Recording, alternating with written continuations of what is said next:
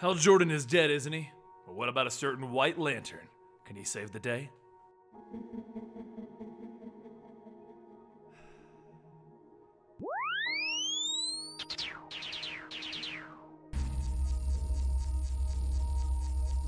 This is the continuation of the Hal Jordan and the Green Lantern storyline, namely issues 8 through 12, where we discover where did Hal Jordan even go.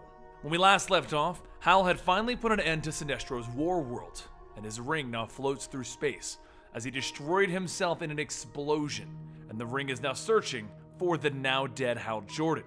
Meanwhile, over at the planet Mogo, John Stewart and his lanterns all stand ready to bring down the Yellow Lanterns who just arrived. Soranik says that if they really wanted to fight them, they would probably already be doing so, and Guy tells him that it's true. Soranik did save him back on Warworld. John tells him that he went on a recon mission and he never came back. Now he shows up with these Yellow Lanterns so that he can vouch for them? Soranik tells John that if he doesn't want to believe her, then he can believe the people that they rescued from Warworld before it exploded. She goes on to state that her father, Sinestro, sought to control every known world with the use of his fear engine. The Yellow Lanterns that stand before them didn't want any part of that. So John asks, what about the green supernova that they saw? Was that Guy's work? If you're curious about the explosion that took Hal's life and the battle between Hal Jordan and Sinestro, check out our last video, I'll link it down below. Guy says that he would love to take credit for that, but his ring is gone. And Soranik says that what they saw was Hal Jordan. He was searching for the Green Lantern Corps, but Sinestro captured him. After she told Hal about Sinestro's plan with the fear engine, he went after Sinestro alone. She continues and mentions that Hal didn't know that the Green Lantern Corps was back, and at that time, all he knew was that Sinestro had to be stopped no matter the cost. As news of Hal dying sets in, Kilowog says that he should never have let Hal leave. He took the weight of everything that the universe hated the Corps for. John tells everyone that right now they need to continue onwards. Hal would have wanted them to pick up the pieces and forge on, as they will honor their fallen brother. While everyone takes a moment to remember the fallen, Salak radios in that he just finished repairing the long-range comms, and they are getting a call from Zudar. Tomar 2 says that that's his planet, his people, and John calls out to everyone to get ready. They are leaving for Zudar right now. Everyone flies into a transluminal pathway and within seconds appears at the home world of Zudar. As they arrive, they quickly see the one attacking the planet is Starro. John calls out for everyone to get into battle positions and everyone begins to hold off Starro's attacks. Guy yells that this is all good and well, but they could use a bit more help out here. And suddenly the yellow light begins to shine as Soranik flies in with her Yellow Lanterns, telling them to fill out the Green Lantern's gaps. While assisting John, he tells her that she shouldn't have come here, and Soranik says that she doesn't wear a green uniform, so she really doesn't have to take Green Lantern's orders. As the two corps begin to fight back, Starro begins to fade until he completely vanishes. John says that the spores outnumber them 1,000 to 1. Why would Starro retreat? And Soranik says that maybe it's because someone put fear into him. John tells Soranik to look after the wounded. He, Kilowog, and Tomar 2 will set a perimeter in case Starro decides to show back up. But as they fly towards the sky, they suddenly hit an invisible wall. Kilowog says that this barrier wasn't here when they arrived, and John looks at it telling him, no, it wasn't. So where did it come from? Outside of the world? Brainiac version 2.0 states that the capture of the Green Lantern Corps was successful. The Grand Collector will be pleased. Meanwhile, over in Space Sector 2814 on the planet of Nock, two hooded figures step outside of their cave as one says that something is approaching. As Hal's ring shoots down to the two of them, Ganthet pulls down his hood telling Sade that it seems that their time of exile has finally ended. John and the rest of the Green Lantern Corps fly back down towards the wounded to explain the situation, and Soranik tells him that she's going to need more people to help. John calls out to the other Green Lanterns that those with any medical training are to remain here and help getting the Zudarians back on their feet. As Guy turns around, he tells John that that isn't really the problem because they kind of already are. Elsewhere, Hal walks through a cavern asking if anyone's there. A voice calls out to him telling him that he's not alone, but what is the last thing that he remembers? He thinks back and he states that there was a battle. He was fighting an army of fear, and then he let go. With all of the will of the universe pouring in, there was a green flash brighter than the sun, and the last thing that he saw was Sinestro and his army of fear. The voice says that Sinestro was leading an army of fear. That's not possible, and Hal tells him that he obviously never met the guy. That doesn't answer the question of where he is though, and who is this guy? The voice then says that the place is known as the Emerald Space, and they have met before. In fact, he was the one who welcomed Hal Jordan into the Green Lantern Corps, for he is Abin Sur.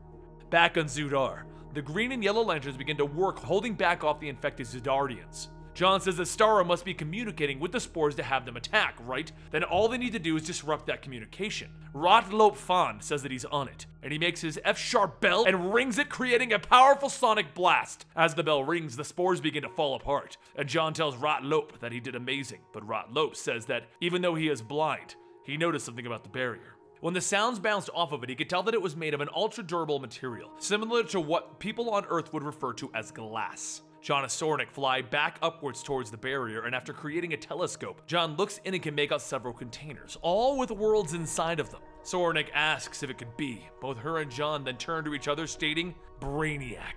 Back on Noct, Sage says that the ring may be of Hal's life force energy, but it is dissipating. If you don't know about that, check out Hal Jordan in the Green Lantern's Rebirth, because Hal Jordan created his own ring using his own willpower and life force. Ganthet says that there is only one person that they can call at a time like this, and a bright light begins to shine, and Ganthet says that the person that they need is the White Lantern. They need Kyle Rayner.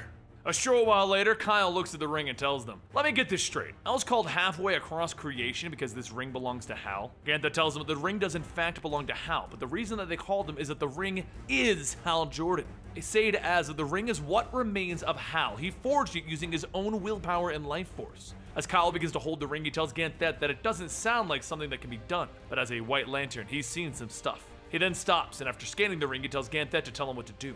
Over in Emerald Space, Abin Sur tells Hal that this is a place for all of those who have fallen in the line of duty for the Green Lantern Corps. As the two of them begin to walk, Abin Sur holds up the lantern, shining the light on the other fallen lantern, stating, there is much to discuss. Katma walks up asking if it's really him, and Hal says that she looks really good for someone who's died twice. She asks how is John, and Hal says that he misses her so much that he doesn't even like to talk about her. Hal goes on stating that all of the people, all of his friends are gone, and he lost them. Abin tells him that those lanterns are not here, which means they have not fallen yet. As much as they rejoice to see their fellow lanterns, they hope they do not see them for a long time, which brings them to their discussion. He goes on stating that there is an imbalance in the universe that even they can feel. Hope dims, and he is the one who can rekindle that hope. Just then, Hal notices a familiar voice calling out to him, and a white light swirls above him. Abin tells him that he can sense that it is not his time yet, and Hal asks, is that Kyle? Hal holds out his arm, and his hand begins to fade. But back with Ganthet and Kyle, Ganthet tells Kyle that he must focus. He is the torchbearer. Only he can do this. A skeletal arm reaches out of the light, and as the light begins to fade, Kyle says that he knew it. He couldn't do it. And Ganthet says that he already has. Hal looks around, asking if he is in fact really back. Meanwhile, over in Space Sector 2828, Brainiac presents the latest addition to his inventory. A pair of hands reach out to grab the bottle, stating, "Ooh, the yellow and the green, 2 for the price of 1!" Larfleeze grabs the bottle, shouting, "And they're mine!"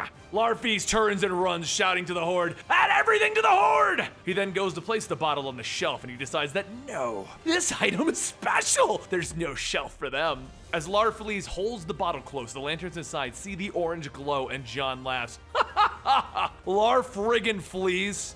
He tells everyone that Larfleeze has made 2 mistakes. One, he showed them who is in control. And second, he also contained the toughest and most experienced soldiers in God's creation. Sornik tells him not to forget about them. They will not be sitting this one out. And John says that's good because the plan that he's thinking of, they're gonna need to work together for it. Back on Noct, Hal tells Kyle that it's good to be back, but why is he here? And with that, where is here? Kyle tells him that he's here because he just revived him from the scrap of willpower that was left in that ring, and Ganthet and Sade helped. A little. Hal then says that before he came back, he saw them. All of the fallen lanterns. They're in a place called Emerald Space. Ganthet says that that cannot be possible. It must be a reverie brought about by the altered physical states. Hal tells him that whatever it is, it felt real, and it helped him understand what he needs to do next. Though his searching for the missing core led him to finding them, just not the living ones. Kyle smiles, asking if he didn't know yet.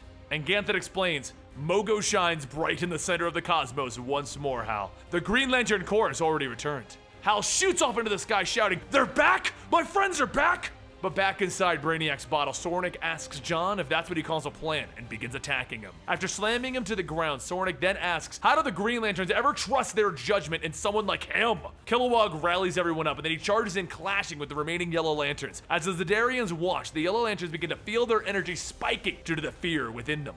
Larfleeze shouts that the Yellow Lanterns have to stop. If they go on, they're gonna ruin the greenies! Brainiac says that if this continues, the specimens inside the bottle will die, and they will not be able to replace them. For them to lose one, though, will matter little due to the vast collection that they already have. It will only be marginally degraded. However, they will never be able to be obtained again. Larfleeze shouts, "Get them out! I won't lose anything! Everything belongs to me!"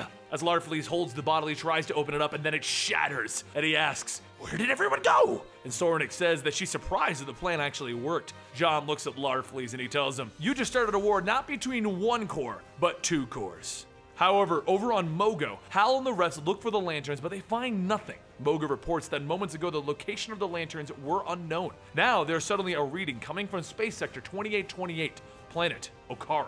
Ganthet says that that place is beyond the core's jurisdiction. Who would venture out there? And Hal gathers his power, stating, "Larfriggin' flees."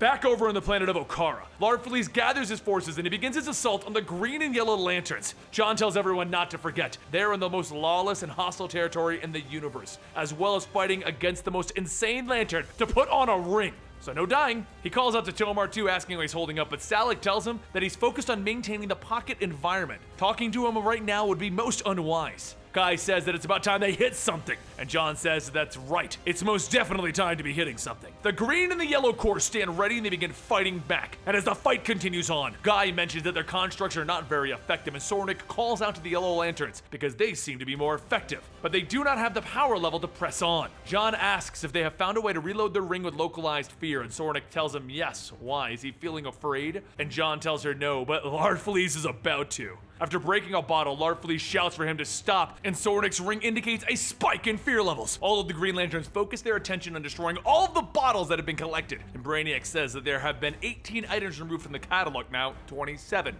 Larfleeze begins feeding into fear, and the Yellow Lanterns start taking out the Orange Army while the Green Lanterns continue destroying everything that Brainiac has taken. But before Guy can smash a bottle and free the Pretty Boy Lobo that came out recently in New 52, a green construct hand grabs him, telling him, "Not that one." Guy looks back to see Hal, Kyle, Ganthet, and Sade, and he says that he can count 4 people that were supposed to be dead, so what's up? Hal says, "Don't look at me, I thought I was dead too." And John tells everyone that they all have questions, but right now is the time for them to fight. John tells Kyle that willpower is not very effective, but fear, and Kyle tells him that he can do that. Giant yellow knives then begin tearing through the Orange Army while Hal begins breaking everything in sight. Brainiac then tells Larfleeze that 11,846 items have been removed from the catalog, and Larfleeze starts to rip off Brainiac's head. Brainiac says that it's finally over. He is free. And Larfleeze tells him, "Not so fast! When I kill somebody, they always become mine!" Larfleeze then escapes with the Brainiac bot and the little army that he has left. Guy starts to chase after, but Soranik tells him that that's enough for one day, and John adds that they still have to deal with Zudar. The city cheers with everything being returned to normal, and at the front of the crowds are John and Soranik. John asks Soranik if she's ready to swap her ring over to green again, and she tells him no. The evil her father has done, if she's ever going to make it right, the Sinestro Corps will need her, and maybe one day, people can think of the name Sinestro and think of something good. John holds his hand out, telling her, "Hey, we can give that a shot.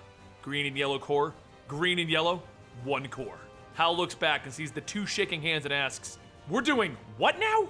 And that concludes one hell of an epic return for Hal Jordan. If you've been following this Green Lantern saga since I began it all the way at the start of this series, I just love the direction that they're going with this, and they're bringing everybody back together, and we get the 4 lanterns finally back together, and everyone is a different color, and there's all different lanterns working together. We even got to see Larfleeze again, guys. This was one of my favorite stories to come out of the Green Lantern storyline in a long time, which can only be topped by the recent fight of Hal Jordan and Sinestro. So overall, I'm loving Hal Jordan and the Green Lantern Corps Rebirth, and you should totally be doing it too, but I may be a little biased. Anyway, subscribe to this channel to stay up to date on your Green Lantern stuff as it completes, and don't forget to follow me on Twitter and Instagram at Comicstorian, and I'll see you next time right here.